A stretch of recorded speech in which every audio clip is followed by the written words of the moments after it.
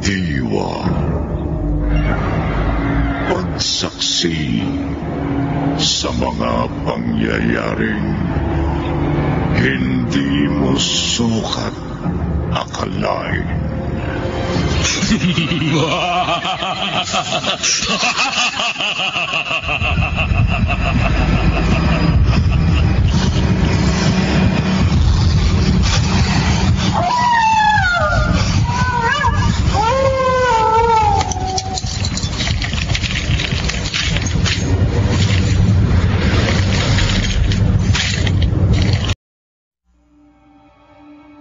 Proyekto Helmo.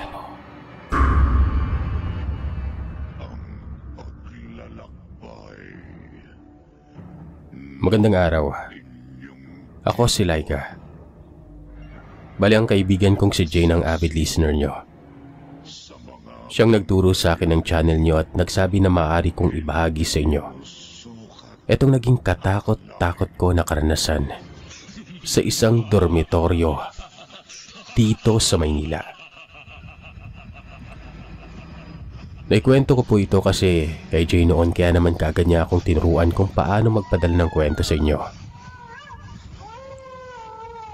Nangyari ito noong first year college ako. Laking probinsya po ako pero sinikap kong mag-aral sa isa sa pinakakilalang universidad dito sa Maynila.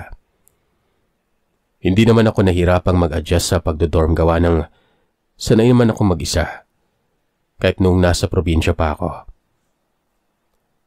Marunong din ako sa lahat ng mga gawaing bahay dahil ako ang panganay sa aming magkakapatid. Unang araw ko pa lamang sa dorm na yon, marami na akong nakilala. Napaka-approachable kasi ng mga estudyanteng tulad ko'y nagdodorm din doon. Bali 4 kami sa isang room.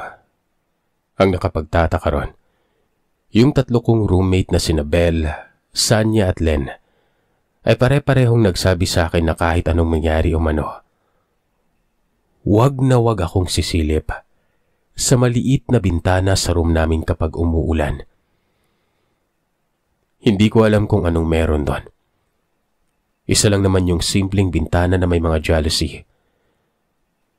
Bagamat hindi ko maintindihan kung bakit nila nasabi yon. Tumango na lang ako. Yung tango na parang wala lang. Hindi ko sineryoso yon. Bali 2 buwan na ako roon pero wala pa naman akong kakaibang nakikita o nararanasang hindi kaaya-aya sa dorm na ito. Pero nagbago ang lahat ng yon simula nang sumapit ang buwan ng Agosto. Ang buwan kung saan nagsimula ng tagulan. Araw ng linggo nun, wala akong pasok. Lahat ng mga kasama ko sa room ay nagsiuwian sa kani-kanilang probinsya. Ako kasi, madalang lang kong nauwi gawa ng tinitipid ko lang yung budget ko. Kung hindi ako nagkakamali, mga 3:00 o pasado 3:00 na ng hapon nang biglang bumuhos ang malakas na ulan. Sobrang kulimlim ng paligid nun.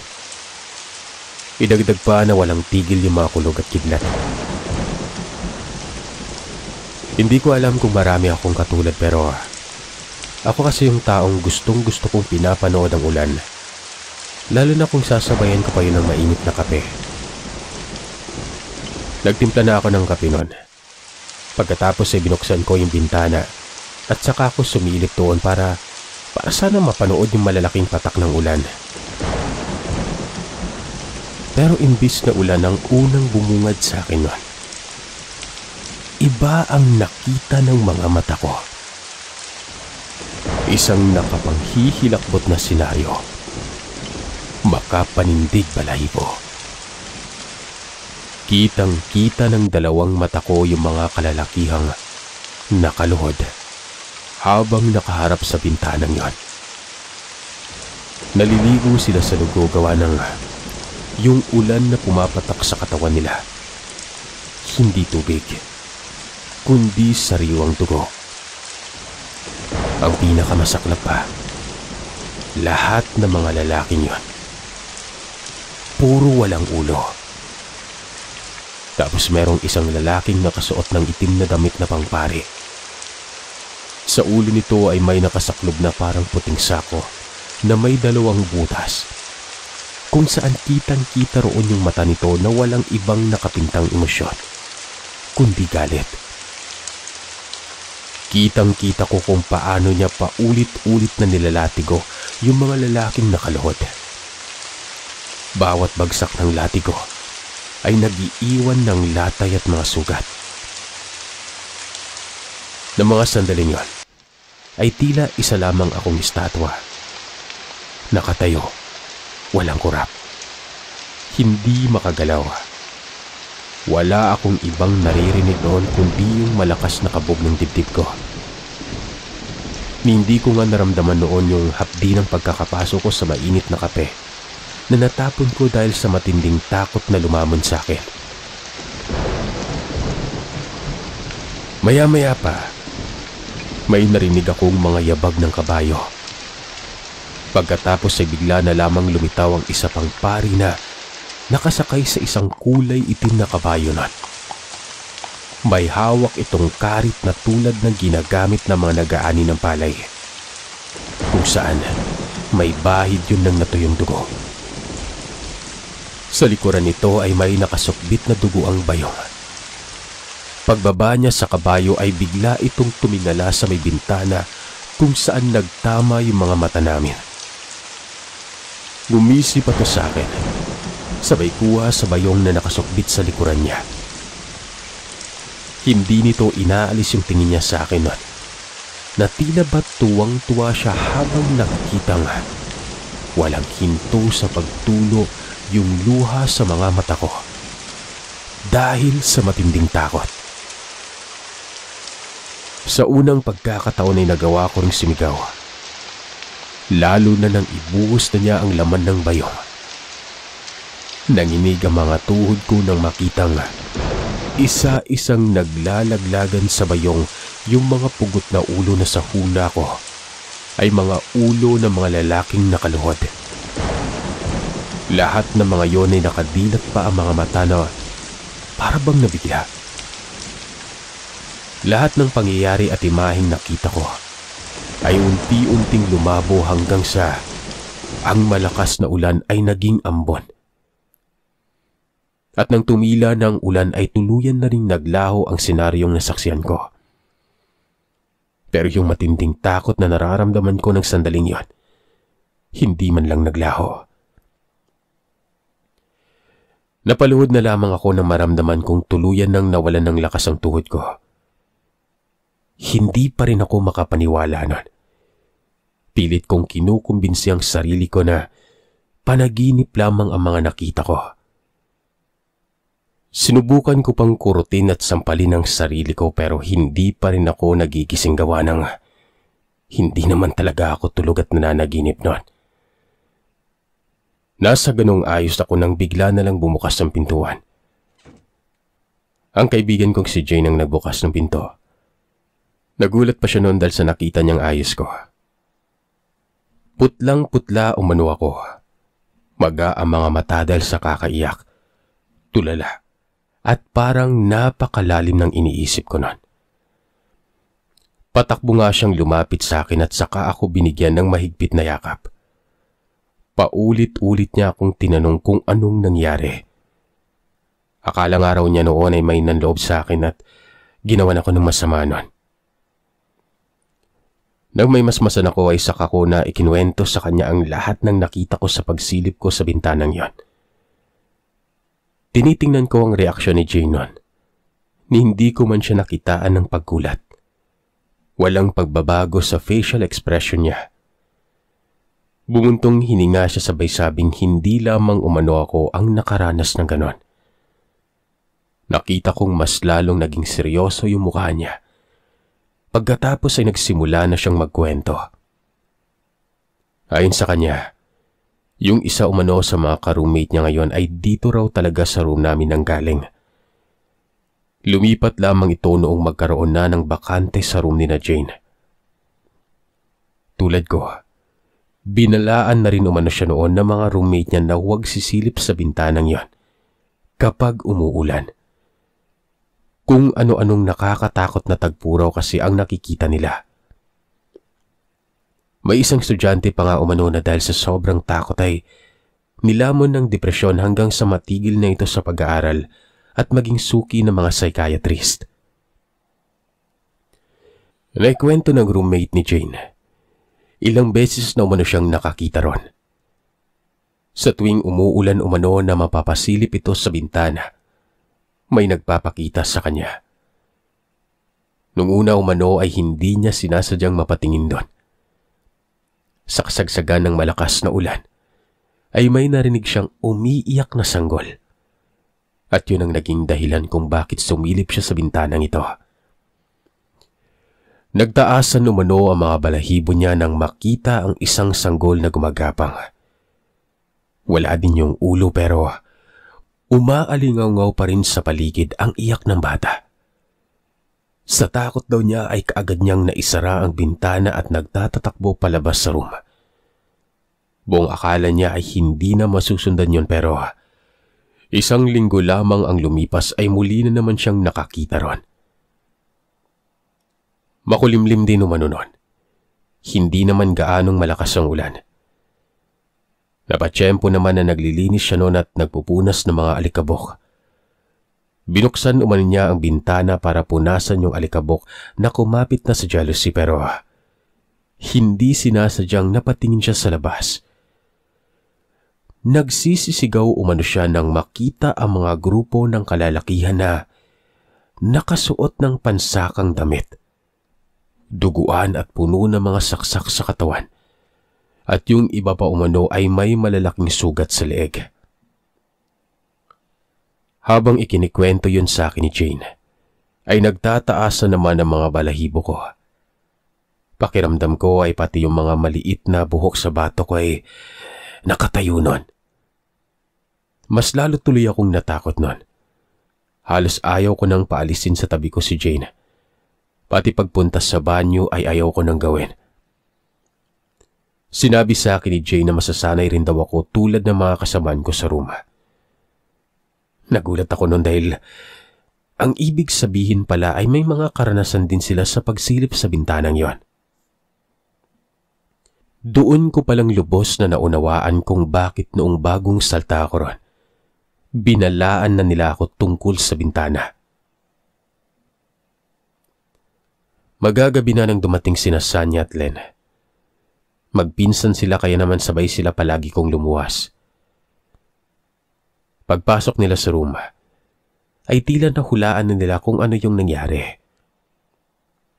Lalo na't nakita nila sa tabi ko si Jane noon. Kaagad nila akong tinanong kung sumilip daw ba ako sa bintana. Ikinuwento ko sa kanilang dalawa ang lahat ng nakita ko noon. Nagulat si Sanya dahil yung mga lalaking pugot na nakita ko ay nakita na rin umano niya noong unang beses siyang sumilip sa bintana habang umuulan. Pero hindi hamak na mas malala at nakakatakot pala yung mga nakita niya kesa sa mga nakita ko. Ayon sa kanya, ang nakita umano niyang tagpo ay yung aktong pinupugutan daw ng isang pare ang mga lalaking yun na walang kalaban-laban. Nakita ko yung pangingilid ng luha sa mga mata ni Sanya habang ibinabahagi niya sa amin ang tungkol sa nakita niya. Anyay, kitang-kita umano niya ang pagsirit ng dugo mula sa leeg ng mga yon. Hindi rin umano mawala-wala sa isip niya ang palahaw na sigaw ng pagmamakaawa ng mga ito. Ang panaghoy ng bawat isa sa kanila ay napalitan ng katahimikan ng tuluyan ng humiwalay ang kanilang ulo sa nakaluhod nilang katawan. Maging ang pagpulot ng pari sa mga naglalaglagang ulo ng mga yon, nasaksihan din niya. Sa isang sakong puti ang nagsilbing sisidlan ng mga ulong yon. Ilang araw din umanong hindi halos makatulog si Sanya. Nilagnat pa siya sa sobrang takot gawa ng sa tuwing pipikit daw siya ay nakikita niya yung tagpong pinupugutan ng ulo ang mga yon, gamit ang isang matalim na karit. Nagbalak din umano si Sanya na lumipat ng kwarto pero Wala nang bakante sa iba. Yun ang pinakamurang dorm. Kaya wala siyang magawa kundi magtiis na lang. Simula umano nun, umulan man o umaraw ay sinasara nila yung bintanang yon. Maging si Len ay sumisilip din daw doon pero sa kanya ay sinadya niya talaga. Itinitsyempo niya na umuulan dahil gusto raw talaga niyang malaman kung totoo ngang may mga nagpapakita ron. Siya raw kasi yung tipo ng tao na naniniwala sa kasabihang to see is to believe. Hindi naman siya nabigo nun. Talagang may nagpakita sa kanya pero hindi ito gaanong nakakatakot tulad ng mga nakita namin ni Sanya. Ang nakita niya umano noon ay may 4 na lalaking nakasuot ng kulay itim habang may bitbit silang kabaong. Gayunpaman, kinilabutan pa rin umano siya noon dahil nakatingala sa kanya yung 4 na lalaki na lahat yun ay walang mga mukha. Bukod tanging si Bel lang ang hindi pa nakakakita ng kahit na ano ron. Sobrang matatakotin din umano nito. Kaya naman nang marinig niya ang kwento ni Sanya at Len ay ipinangako niya sa sariling kahit kailan ay hinding-hindi siya sisilip sa bintanang yon. Umaaraw man o umuulan.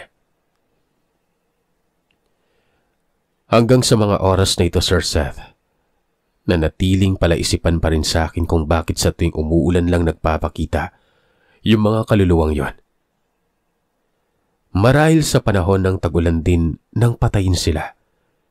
Siguro, paraan lang nila yon para magpaalala o di kay humingi ng hustisya sa pamamagitan ng pagpapakita sa mga senaryong tunay na nangyari sa kanila nung panahon ng mga mananakop.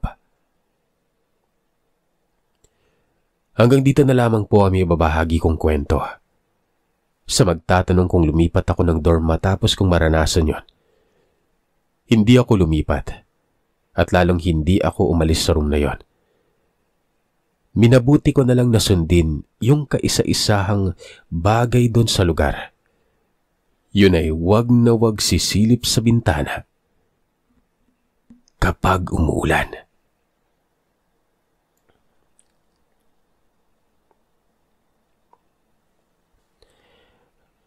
Ang kwentong ito ay naging karanasan ko noong nagtatrabaho pa ako bilang isang call center agent sa Clark, Pampanga. Nangungupahan po ako ng boarding house noon sa Balibago, malapit sa Astro Park. Doon sa bukana ng iskinita na papasok sa boarding house ko, palaging may matandang lalaking nagtitinda roon ng balot, penoy at turon. Saludo ako sa kanya dahil sa kabila ng edad niya ay nagagawa pa rin niyang maghanap buhay. Lumaki ako na hindi ko na nakagisnan yung lolo at lola ko dahil maaga silang pumanaw kaya naman sabik ako sa lolo. At ang nakakalungkot pa, maaga rin akong naulila sa mga magulang. Kaagad na napalapit ang loob ko sa matandang nakilala ko bilang si Tatay Erning. Araw-araw akong bumibilis sa kanya. At kung minsan kapag medyo maaga pa ay nakikipagkwentuhan muna ako sa kanya noon. Hindi ko alam kung bakit simula na makilala ko siya ay naging positibo ako lalo sa buhay. Si Tatay Erning yung tipo ng tao na kahit sobrang hirap ng pinagdaraanan sa buhay ay palagi pa rin siyang nakangiti. Sa tuwing day off ko ay dumadaan muna ako sa fast food para ipang take out siya ng pagkain. Nakapunta na ako sa bahay ni na Tatay Erning noong minsang nag-insist ako na ihatid siya gawa ng sinumpong siya ng kanyang rayuma noon at hirap siyang maglakad. Naawa ako noon dahil noong makarating kami sa bahay nila ay kitang-kita ko yung hirap ng buhay nila. Simula noon, sa tuwing sasahod ako ay inaabutan ko siya kahit pandagdag lang ng pambili ng bigas. Bagay na sobrang ikinakatuwa naman niya. Isang gabi, noong papasok na ako ay nagtaka ako dahil wala si Tatay Erning sa pwesto niya. Yun ang unang pagkakataon na umabsent siya sa pagtitinda. Naisip ko na baka nagpahinga lamang siya o di kay sinumpong ng kanyang rayuma. Naisip ko na lamang napuntahan siya pagka-out ko sa trabaho pero hindi natuloy ang pagpunta ko dahil yung kwintas na ipinamana sa akin ng yumao kong mga magulang ay hindi ko sinasadyang mahila. Naging dahilan yon para mapatid sa leeg ko. Minalas pa dahil nalaglag ito sa maliit na butas na diretso sa kanal. Sobrang halaga sa akin nun. Simula pagkabata iniingatan ko ang kwintas na yon. Ni hindi ko ito hinuhubad sa leeg ko. Dahil sa nangyari ay mangyak-ngyak akong umuwi sa boarding house nun. Nung sumunod na gabi ay papasok ako nun. Nakita ko si Tatay Erning doon sa pwesto niya pero wala siyang anumang dalang paninda. Para bang hinihintay lang talaga niya akong dumaan. Nanibago ako dahil yun ang unang pagkakataon na nakita ko siyang hindi nakangiti. Malungkot yung mukha niya. At nang makita niya ako ay agad niya akong nilapitan. Nagulat ako nang iabot niya sa akin yung kwintas ko na nahulog ko sa kanal. Hindi ko alam kung paano niya ito nakuha pero naiyak ako sa sobrang saya nun. Dahil hindi ko akalain na mahahawakan ko pa uli yun. Nagkwentuhan muna kami ni Tatay Erning. Marami kaming napag-usapan at nagtawanan din kami dahil sa mga biro at banak niyang pamatay ng stress. Niyaya ko siyang kumain sa fast food pero tinanggihan niya ako. Sabi pa niya, hindi umano niya madadala ang pagkain yun doon sa pupuntahan niya. Hindi ko siya maintindihan noon pero hinayaan ko na lang. Nung magpapaalam na akong umalis ay sinabi niya sa akin na mag-iingat daw ako palagi. Nagpasalamat din siya sa lahat ng nagawa ko para sa kanya. Nawirduhan ako noon pero pinakinggan ko na lang ang mga sinasabi niya. Nalungkot ako nung sabihin niyang baka yun na umano ang huling pagkikita namin dahil aalis na siya at magpupunta sa malayo. Sinabihan pa niya ako na wag ko raw siyang kakalimutan. Umiyak ako noon. Lumapit sa kanya para sana yakapin siya pero biglang may tumawag sa pangalan ko na naging dahilan para mapalingon ako noon. Isa pala yun sa mga kasamaan ko sa trabaho. Lumapit ito sa akin. Tinanong niya ako kung alam ko na raw ba yung nangyari doon sa matandang nagtitinda ng balot doon mismo sa pwestong yon. Si Tatay Erning ang tinutukoy niya. Nangunot ang noo ko nang sabihin niyang namatay na umano ito noong nakaraang araw pa. Sa gitna umano ng pagtitinda nito ay bigla itong inatake sa puso. Umiling pa ako at sinabing kausap ko pa lang ito. Sabay turo doon sa pwesto kung saan ko siya nakausap. Maging ako ay nagulat dahil wala na ito ron. Gayong wala pa mang isang minuto ang lumipas mula nang makausap ko siya. Natapos ang duty ko noon na wala ako sa sarili gawa ng iniisip ko yung sinabi ng kasamaan ko. Pilit kong kinukumbinsi ang sarili ko na baka ibang tao ang tinutukoy niya. Kinaumagahan pagkalabas ko ay dumiretso ako sa bahay nila. Nanlaki yung mga mata ko nang makita ang isang tarpaulin kung saan may litrato ni Tatay Erning. Naiyak na lamang ako nang makitang nakasulat ro ng petsa ng araw ng kamatayan niya. Yun yung araw na hindi ko siya nakitang nagtinda. Yun yung pupuntahan ko sana siya pero hindi natuloy dahil nga nalaglag yung kwintas ko. Pagpasok ko sa bahay nila ay bumungad sa akin ng isang kabaong kung saan payapang nakahiga roon si Tatay Erning. Hanggang sa huling sandali ay malaki ang naging pasasalamat ko sa kanya. Alam niyang mahalaga sa akin ang kwintas na yon. Kaya naman kahit isa na lamang siyang kaluluwa, ay hindi ko alam kung paano niya nagawang nakuha yon para sa akin. Isang bagay na akala ko'y imposibleng mangyari. Kaya pala sinabi niyang siya ay pupunta sa malayong lugar. Hanggang sa panahong ito ay dinadalaw ko pa rin si Tatay Erning sa kanyang libingan. Kinikwentahan ko siya ng mga ganap sa buhay ko. Siya yung taong kahit kailan hinding-hindi ko makakalimutan.